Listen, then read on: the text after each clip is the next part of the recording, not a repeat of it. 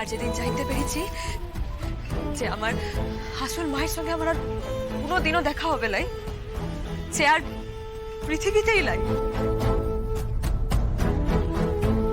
আমি কিন্তু সেদিন কেউ বইয়ের মধ্যে নিজের মুখটা গুজে এই এক্সামের লিগে প্রিপারেশনটা নিয়েছি, নিজেকে এই এক্সামের লিগে তৈরি করেছি।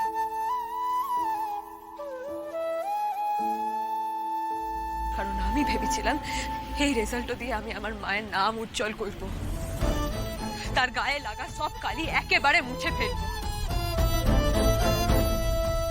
আর তোমরা সেই এক্সামটাকে বানচাল করবে কোন সাহসে?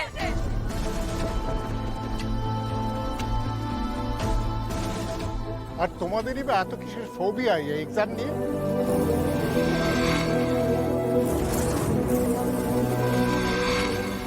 সারা বছর ধরে যদি একটু একটু করে পড়াশোনা করতে, তাহলে 7 দিনে সারা বছরের পড়া করতে হতো না।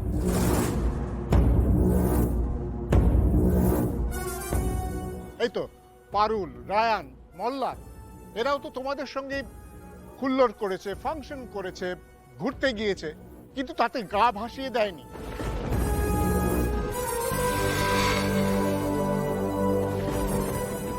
আর তোমরা যদি এখনই রিয়েলিটি, কনসিকুয়েন্স সবকিছু থেকে পালিয়ে বেড়াতে শুরু করো, ফিউচারে কি করবে?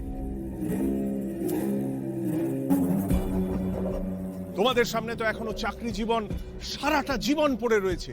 সারা জীবন কি পালিয়ে বেড়াবে নাকি?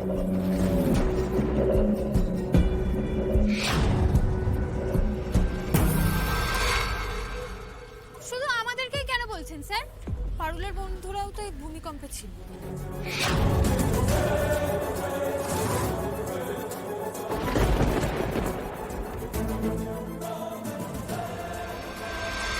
সরি পারুল, আমি মোমেন্টে করে ফেলেছি।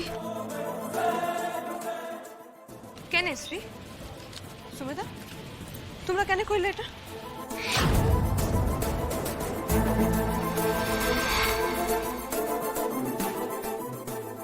তোমরা পড়াশোনা করো নাই তা তো লয়, তোমরা পড়াশোনা করেছিলে, যতটুকু পড়েছিলে তার মধ্যেই পরীক্ষা দিতে না, কিন্তু তাই বলে তোমরা এই এক্সামটাকে বানচাল করবার চেষ্টা করবে?